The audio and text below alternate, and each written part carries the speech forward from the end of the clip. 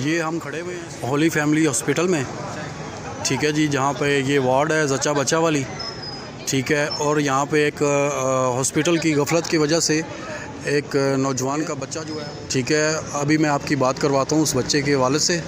तो ये बच्चे के वालिद हैं शाहिद महमूद, ये आपको अभी अपनी ज़ुबानी बताएंगे कि इनके साथ क्या हुआ है।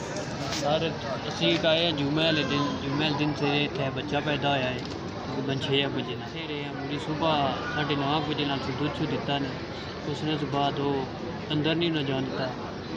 12 बजे गया उसने जाइए ना गुड्डी रखी गया, बच्चा नहीं उठे जिसने पूछा था जिथे ही उसी बाद जो चेक करने को सारी तफ्तीश शुरू हुई है, कोई हाल जी इशू को नहीं निकला। 4 घंटे हुई है, छोटा सा मासूम बच्चा है वो। जी, जैसा कि अभी आपने ये सुना है कि जो बच्चे के वालिद हैं शाहिद महमूद, उन्होंने बताया है कि बच्चे से पहले मिलने भी नहीं दिया गया, ठीक है, और बाद में बच्चे को हॉस्पिटल से गायब कर दिया गया है। और अभी जैसा कि ये आप देख सकते हैं कि जो यहाँ पे हमारा पुलिस का जो अमला है, ठीक है, वो भी ये सामने खड़ा हुआ है, मैं आपको दिखाता हूँ।